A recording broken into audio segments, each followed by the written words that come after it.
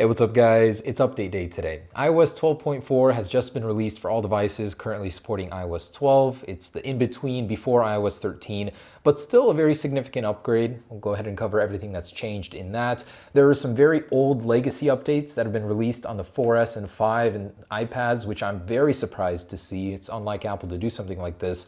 And after 7 grueling betas, this is where we've arrived. Apple wanted to make sure they're leaving off all of the legacy devices, and I wanted to make a throwback to the 5S, 6 on iOS 12.4. It's stable, it's fast, and it's leaving off those old devices on a good note. So let's go ahead and cover everything that's changed. Now in the official changelog over here, we do have a number of new changes and iPhone migration over here. So just like in iOS 13, Apple has migrated this feature down to iOS 12.4, where you can migrate your iPhone data to a new device through a wireless transfer. Now we saw something about a cable transfer. I guess that isn't going to happen, not on 12.4 anyways.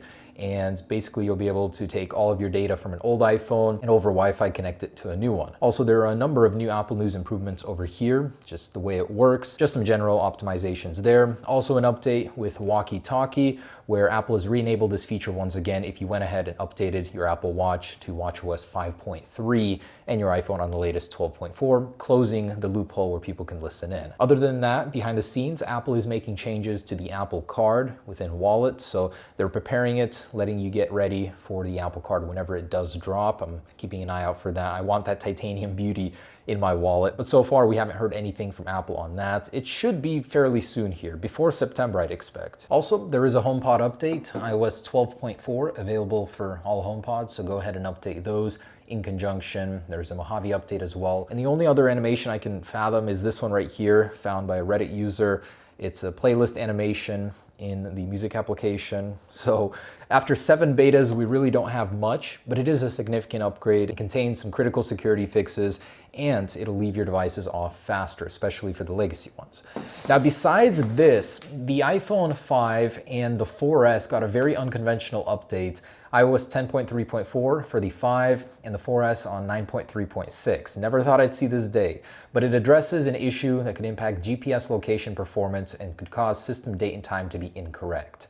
So definitely a critical one. It doesn't go back to the 4, but the 4S and above, and the old legacy iPads on the same relative firmwares here. Honestly, like that a lot, that Apple continues to support older firmwares even when there is a critical security fix. I'm gonna go ahead and run a Geekbench on this, as is customary, and I do also want to do a little legacy test here on these devices. 6 years on the iPhone 5S of iOS support, and I just wanted to go ahead and do a throwback, compare the speed of it on its first firmware to its latest and last. Now we might see 12.4.1, maybe 12.4.2 if there are some security fixes, but I'm assuming that this is gonna be it for these guys. And it really has got an unprecedented amount of support. If you have an Android, you're likely to get 2, maybe 3 years if your manufacturer is really nice, but Apple has outdone themselves, and I'm so proud of the support these guys have gotten. And on the 12R with 12.4, this is the Geekbench.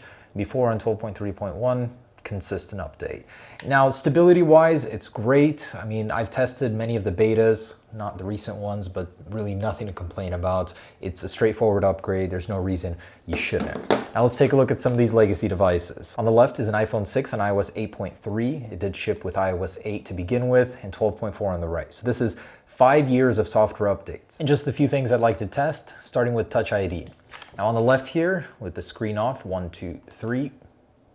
Oh, wow, that's considerably faster. With the screen on, 1, 2, 3. Oh, different. And once again, with the screen off, 1, 2, 3. So, okay, this time it's closer. And one thing I can certainly appreciate with the newer firmwares is the animations. I love the way that Apple has improved the animations, the wake-up animation, just everything feels nice and bouncier, snappier, I guess you can say. And next up, Geekbench. This one doesn't even run the newer one anymore, but here we go. And wow, look at that. The score did drop by a decent amount here, although I'd say the trade-off is worth it. More security, better animations. It does feel generally faster. Let's launch a couple apps. One thing's for sure is clearing out the app switcher is less of a pain now. But let's try camera here, 1, 2. Oh yeah, iOS 12 launched that one faster. Settings, 1, 2. Not that one. And music, 1, 2. Oh yeah, definitely not as fast on the newer firmware. So there's the iPhone 6. It's been a long journey. I definitely enjoyed this phone, even with its Bendgate and all. It's been a fantastic upgrade. I remember actually being very excited about the screen upgrade, so I'll miss it. I mean, I'm glad Apple's still supporting it with some updates. We might still see some in the future here, but it's been a good 5 years, iPhone 6. In the iPhone 5S series here, screens are a little dim. We're so spoiled by the newer displays. This was a fantastic phone. This was the first phone that I stood in line for at the Apple Store. Sucks that tradition is no longer alive here. But it started on iOS 7, the beginning of the new flat design in iOS, and is ending at or near iOS 12.4. So 6 years of uninterrupted software updates on a very small display. Just bravo, Apple. You guys did so well here. Now I'd like to show you the Geekbench scores here. And they started out fairly strong, started withering away towards the middle here, and regained composure towards the end. But the multi-core score really never did. And this might be because the way of testing has changed over time, but yeah, the score is different now. Now, last thing I'd like to do on all of these is a startup test. Give us an idea of just how long it takes to load iOS. And on the bottom here, the iPhone 6s. Okay, so I'll start with the iPhone 6s. 1, 2, 3. And on the left here is 8.3, on the right 12.4, and I'm gonna go ahead and start all the 5Ss in 3, 2, 1. So they're all connected to the same power hub over here, and there they go. So I gotta say, you know, just using the 5S at the very beginning was amazing with Touch ID. I'm glad that the iPhone is returning to it. And over here we can see that iOS 12.4 was faster than 8.3 to begin with. Good stuff. I like that upgrade.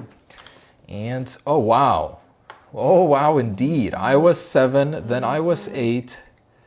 Very cool. Then iOS 9 and then iOS 12. Wow. So, these three were faster than the newer one, but then again it has more assets to load. It's a much larger firmware, more diverse with animations. It's almost understandable, but iOS 11 on the 5S I do specifically remember was bad.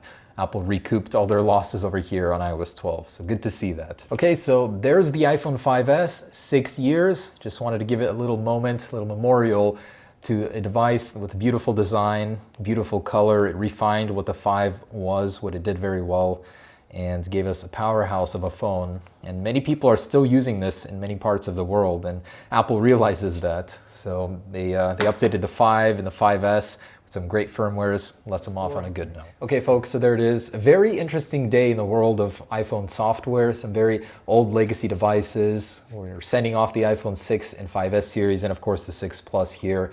And for all devices on modern firmwares, 12.4 will hold you over until iOS 13 unless you're running the beta already, which I would recommend. It's a great place to be, get familiar with the release before it's out. Anyways, thanks for watching. I'll keep you guys updated on everything in between. Peace.